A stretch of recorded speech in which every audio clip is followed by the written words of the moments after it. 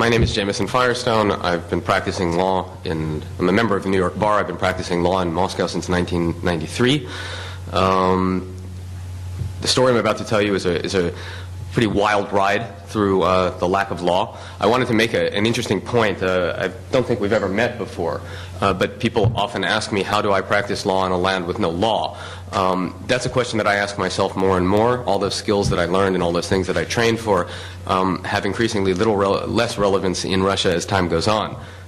The other comment I wanted to make just before starting is, I read, Come learn more about the Russian regime's strategy to enrich itself at the expense of honest companies. Actually, I would say there's often not a strategy, it's a free-for-all. So I'm going to take you through a free-for-all right now and a little wild ride.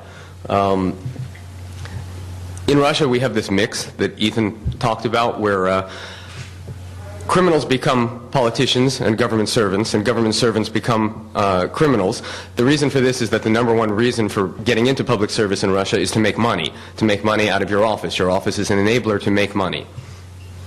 So why was Hermitage Capital targeted? They were the largest investment fund in Russia. They were seen as the hero, the defender of corporate minority shareholders. They were a great client to have. They were winning victory after victory on non-transparent management in companies. They were getting management thrown out of companies that they held shares in. They were winning battles that nobody thought they could be won. Well, that's why they were targeted, because when you want to dilute minority shareholders and you want to put a lot of money in your pocket by doing so, and some guy stops you from doing it, you got to get rid of him.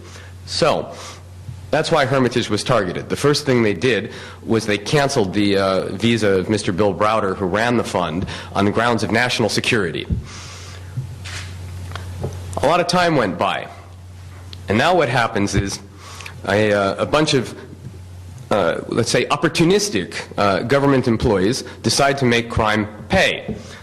You form a little criminal group here. We got some businessmen who've got an idea. You've got some corrupt government officials in the Minister of Internal Affairs, call them the police. They're basically the muscle. And you've got some guy sitting in the tax inspectorate who's got the needed signature. And what's the plan? The plan is basically to rip off the budget for $230 million. It's a very simple plan. Here's how it worked. My law offices are raided in 2007, 20 armed officers from the MVD came into my office with a bogus search warrant, beat up one of our lawyers, put him in the hospital for 3 months, and took the Hermitage documents, every single original document that we had for the Hermitage companies, for the Hermitage, the seals, the original documents. This was rather, and they gave us a receipt. They give you, once they take these things, they give you a receipt for exactly what was taken. So I have a receipt saying we have the seals of such and such company, we have the corporate documents and whatever, and they carried all this stuff off.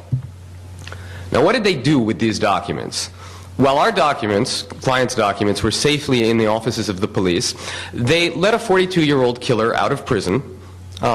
They made him owner and general director of a new company, and they used the seals and the documents of the Hermitage companies to transfer the ownership of the Hermitage companies, which were previously held in the custody of HSBC. They now became owned by 000 Pluton, a company that is owned by a 42-year-old murderer who had recently been let out, who had no college education and was a very unlikely person to be managing a $4 billion fund. Now, what's interesting here is that there was no money in these companies, because when Mr. Browder's visa was canceled, you can imagine that his investors got concerned. So they redeemed and they sold all the shares. They paid a lot of taxes, and they sent the money out back to the investors. So what were stolen were empty companies. Here's our killer with his rap sheet. In any case, all of these documents were in the custody of the Interior Ministry when this happened. Now, what's very interesting, I want to roll back one here, is that once the ownership had been changed, we didn't know this had happened. We're thinking, well, gee, our documents have been seized, we're filing complaints, give us our documents back, give us our data files back, but we generally think they're safe.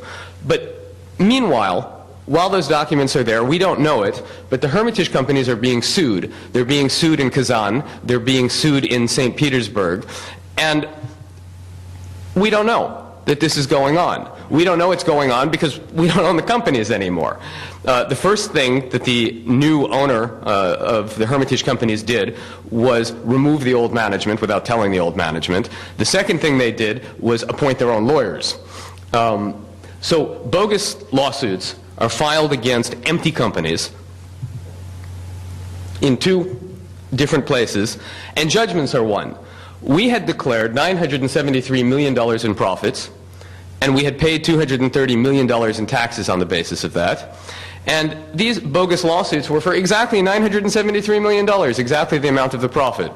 And the lawyers representing the companies basically didn't contest the claim. They explained to the judge, we agree with the plaintiff's claim, we fully accept damages. And so essentially what was happening was an award was given to a paper company headed by a killer for $973 million, the exact amount of money that we had declared profit, which wiped out all of the corporate profits to 0. Interesting. So now we've got 0 profit.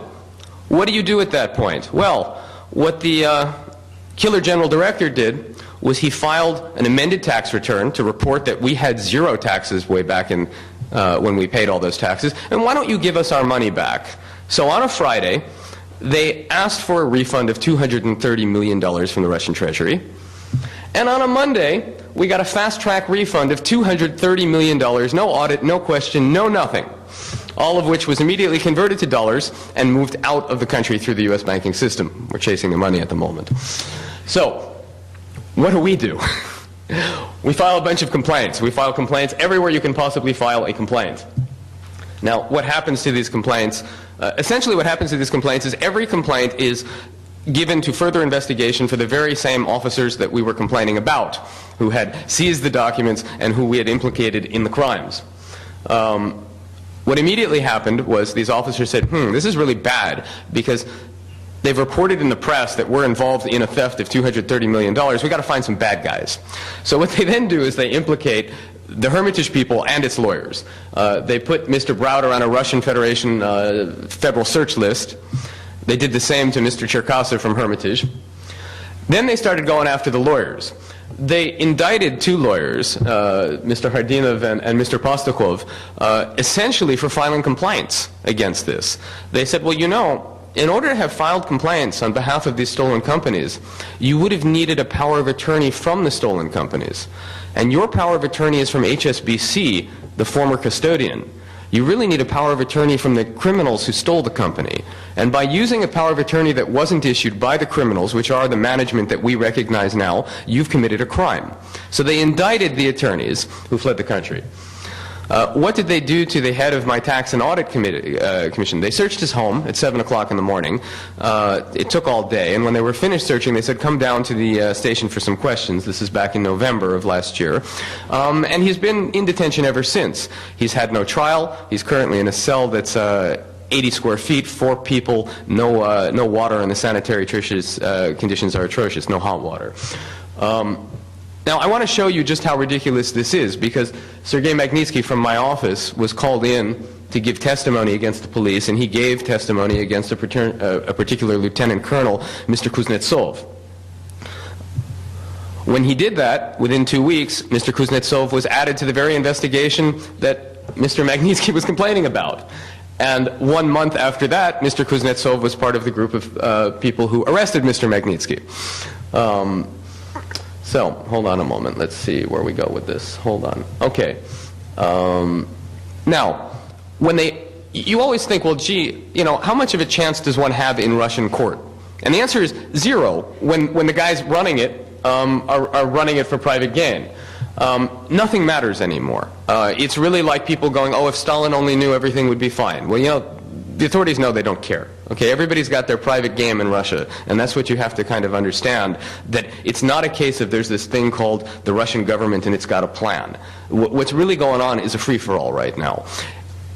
These officers have this game going on, these people have that game going on, and to step on somebody else's toes and get involved in busting up their game is something that you don't want to do, because it costs you time and effort, it takes you away from your own pursuit of making money, and it makes you enemies, so why do it?